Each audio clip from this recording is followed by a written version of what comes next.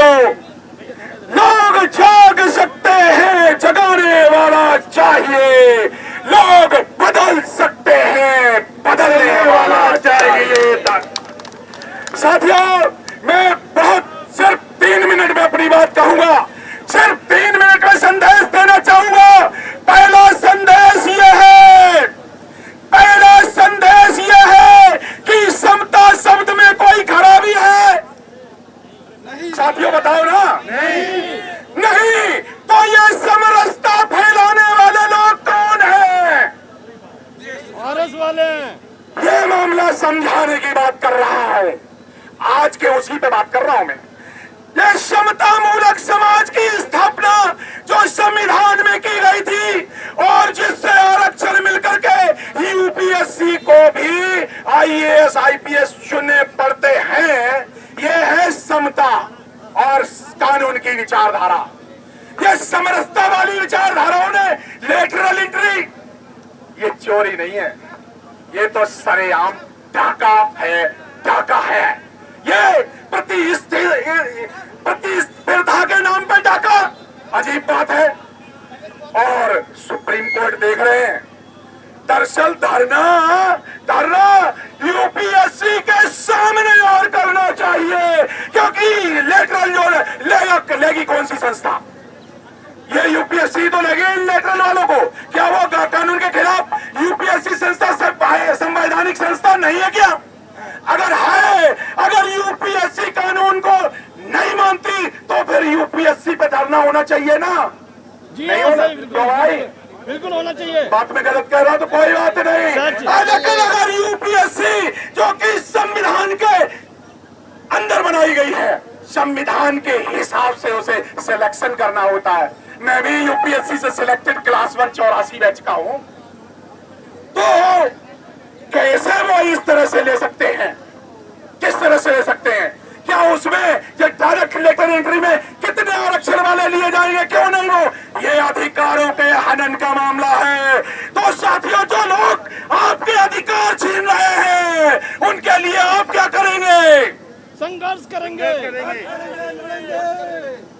निकाल के सत्ता में बैठे लोगों को निकाल के बाहर करेंगे। बात गलत कर रहे हो, संघर्ष करने से नहीं होता है। बात यह है, जो लोग सत्ता में होते हैं और अगर वो अपनी सत्ता का दुरुपयोग करते हैं तो उनको सत्ता से निकाल करके बाहर करना चाहिए। जिसकी जितनी संख्या भारी और उसकी उतनी हिस्सेदारी।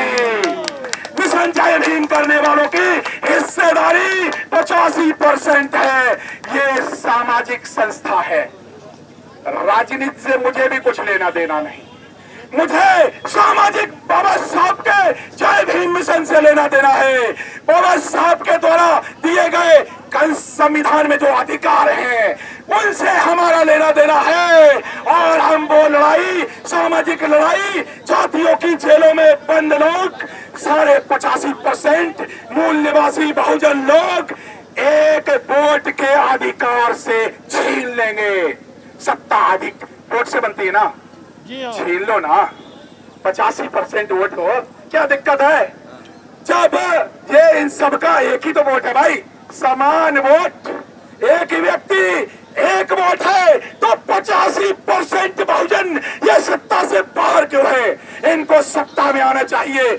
इनको बहुजनों को अपने पद इतने 27-28 मुख्यमंत्री बनाने चाहिए। अपने सपने सारे के सारे अधिकार ले लेने चाहिए और अपने सपने साकार कर लेना चाहिए।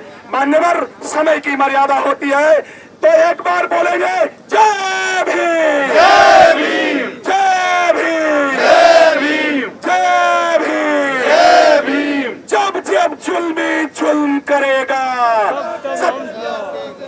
जब जब जुल्मी जुल्म करेगा,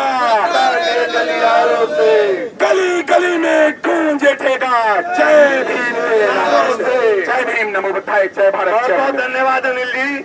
आप यूपीएससी उसके अंदर काम करती है। ये निर्णय प्रधानमंत्री और उनके मंत्री परिषद का लिया हुआ है। हम ज्ञापन प्रधानमंत्री को देंगे, राष्ट्रपति को देंगे। संविधान की रक्षा करना राष्ट्रपति और प्रधानमंत्री का परम कर्तव्य है। और जो रेगुलर एंट्री रेगुलर एग्जामिनेशन होते थे उनको रोकने का काम प्रधानमंत्री ने किया है। हम प्रधानमंत्री से आह्वान करते हैं कि इस लेटरल एंट्री को बंद कर दें। प्रेसिडेंट से आह्वान करते हैं कि इस लेटरल एंट्री को बंद कर दे। और अगर आज हमारी बात नहीं सुनी गई तो 7 तारीख को भारत बंद का आह्वान किया जा रहा है। भारत बंद का आह्वान किया जा रहा है। भारत बंद का आह्वान किया जा रहा है। इसी के साथ मैं आमंत्रित कर रहा हूँ दिल्ली मिशन जय भीम की दिल्ली की जनरल सेक्रेटरी रोहिणी जी को कि वो आए और अपने विचार व्यक्त करें। रोहिणी जी, मिशन जय भीम की सेक्रेटरी। धन्यवाद। जय भीम, जय भीम, जय भीम, जय भीम, जय भीम, जय भीम। सभी साथियों को मेरा क्रांतिकारी जय भीम के साथ मैं अपनी बात रखूंगी। साथियों, जैसा कि आप लोग जानते हैं कि केंद्र सरकार के द्वारा लेटरल एंट्री के से जिस तरह ज्वाइंट सेक्रेटरी अपॉइंट किए जा रहे हैं, उसी के विरोध में आज हम सब यहाँ पर इकट्ठा हुए हैं। यूपीएससी की तैयारी हमारे युवा कई साल रात दिन की मेहनत करके यूपीएससी क्लियर करते हैं। एक कठिन इंटरव्यू के बाद उसमें उन लोगों को भर्ती की जाती है और 20-20 साल तक सेवा करने के बाद वो ज्वाइंट सेक्रेटरी के पद तक पहुंच पाते हैं। लेकिन जिस तरह केंद्र सरकार ये भर्तियां अपने चहेते कुछ चुनिंदा लोगों की भर्ती कर रही है, हमारे युवाओं के भविष्य के साथ तो ये खिलवाड़ है ही। साथ ही इन भर्तियों में आरक्षण का प्रावधान जो खत्म किया जा रहा है, ये हमारे संविधान पर सीधा प्रहार है।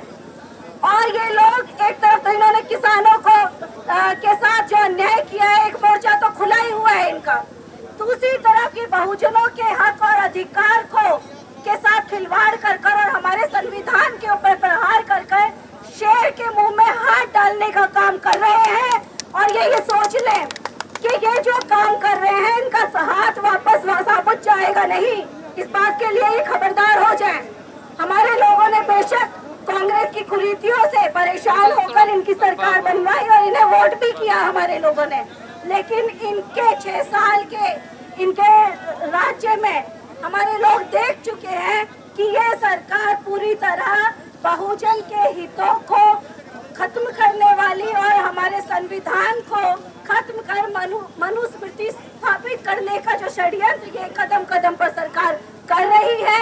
हमारा बहुजन समाज अब पूरी तरह जाग चुका है और हमारे बहुजन सब एक हो चुके हैं। और ये समझ लें, आप जाकर देखें, भाजपा के लोग, भाजपा के नेता वोट मांगने जाकर तो देखें, हमारे लोग जूता खोल के तैयार बैठे हैं इनके स्वागत के लिए। जय भीम, जय भीम, जय भीम, जय जय जय जय भीम, जय भीम, जय भीम। और इनका स्वागत ऐसा होगा कि यह सरकार ऐसे गायब होगी कि सालों साल तक इस देश में भाजपा मिट जाएगी इस बार के बाद।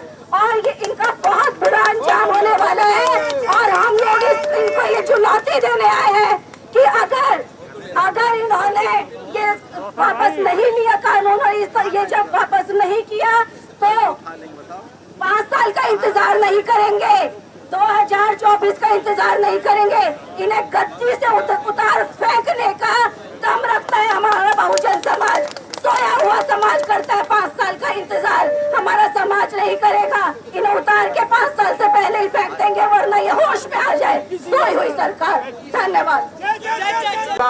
कि हम हजारों सालों से एक वंचित समाज से आते हैं और ये मोदी सरकार से हम कोई अपेक्षा नहीं कर सकते, क्योंकि इन्होंने ही हमारा हजारों साल से दमन किया है। ऐसी दमनकारी नीतियां ये हमारे बीच में लाते हैं। अभी 3 महीने से ज्यादा किसानों का आंदोलन चल रहा है और इस सरकार के कानों पे जूं तक नहीं रेंग रही है। इसी तरीके से इन्होंने एक लेटरल एंट्री का जो ये अपना शगुफा छोड़ा है, जिसमें 30 या 40 पोस्टें इन्होंने ज्वाइंट सेक्रेटरी लेवल पे जो अनाउंस की हैं। पहले भी हमारे ये 20 डायरेक्टर्स या इस तरीके के ये लोग रिक्रूट कर चुके हैं। ये एक हमारे ऊपर में, एक हमारे समाज के ऊपर में एक सबसे बड़ा प्रहार है, जिसको कि हम बहुजन समाज के लोग कभी भी सहन नहीं कर पाएंगे। क्योंकि हमारे दूर दराज के इलाकों से बहुत सारे बच्चे अपनी जमीन जायदाद बेचकर दिल्ली जैसे प्रदेशों में यूपीएससी की तैयारी करने आते हैं और अपने कई साल इस तैयारी में वो खर्च करते हैं ताकि वो एक IAS या PCS या IPS ऑफिसर बन सकें। लेकिन जिस तरीके से केंद्र सरकार ने खास करके जो प्रधानमंत्री के निर्देश पर ये UPSC के एक लेटरल एंट्री का जो ये इन्होंने प्रोविजन किया है, मैं इसको चोर दरवाजा कहता हूँ। मेरे एक साथी ने कहा था कि ये हमारे घरों में कुमल लगाने के समान है और सरकार वही काम कर रही है। और आपको याद होगा कि इसी प्रधानमंत्री ने कहा था कि 4th क्लास की नौकरियों में खास करके इंटरव्यू को खत्म कर देना चाहिए, क्योंकि सबसे ज्यादा धांधली इंटरव्यू के थ्रू होती है।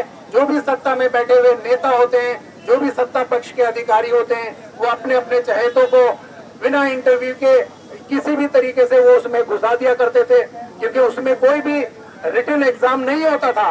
यही इन्होंने इसमें किया है हमारे UPSC में के बिना किसी परीक्षा के अभी UPSC के अंदर लोगों को CSET क्वालिफाई करना पड़ता है, प्री क्वालिफाई करना पड़ता है, मेन क्वालिफाई करना पड़ता है, इंटरव्यू क्वालिफाई करना पड़ता है और एक प्रॉपर ट्रेनिंग के लिए मसूरी तक जाना पड़ता है। वहीं कारपोरेट जगत के कुछ लोग जो चुनिंदा लोग हैं, जो एक वर्ग विशेष से आएंगे, वो सीधे UPSC की परीक्षाओं में को दिए बगैर और सिर्फ इंटरव्यू से, जो इंटरव्यू 4th क्लास में प्रधानमंत्री ने खत्म करने का वादा किया था, वो सिर्फ इनको जो कारपोरेट जगत के लोग हैं और उसमें चंद घराने हैं, अडानी और अंबानी जैसे लोगों के, वहां से उठा के पैराशूट की तरह उनको यहाँ पे आपके सर पे लैंड कर दिया जाएगा।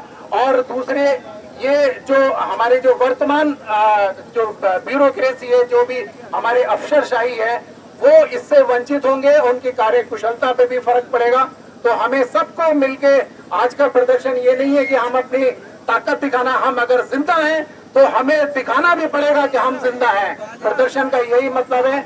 और मैं सबसे यही गुजारिश करता हूं कि ये जो हमने जो मुहिम छेड़ी है, ये इसकी जो चिंगारी है ये बुझना नहीं चाहिए। और हमारे जो नेता है, जो राजेंद्र पाल जी, जिन्होंने ये इसको शुरू किया है मुहिम को, और हम उनके नेतृत्व में इसको मिशन को आगे लेके जाएंगे, क्योंकि ये मिशन जय भीम ये कोई पॉलिटिकल पार्टी नहीं है, ये एक संगठन है। और जो खास करके दलितों का और बहुजन समाज का और मेरे OBC, ST और माइनॉरिटी के लोगों का एक संगठन है। इसको इतने बड़े पैमाने पर हमें लेके जाना है ताकि ये लेटरल एंट्री, निजीकरण और किसानों के समर्थन में हमें आगे आना होगा। धन्यवाद। जय भीम, जय भीम। नेशनल दस्तक की आपसे गुजारिश है कि अगर इसको बचाना चाहते हैं तो नेशनल दस्तक को सब्सक्राइब करने के लिए रेड कलर के सब्सक्राइब बटन को दबाएं, फिर बेल आइकन की घंटी दबाएं। नेशनल दस्तक को बचाने के लिए बहुत ज़रूरी है कि हर खबर को शेयर करें, लाइक करें, कमेंट जरूर करें।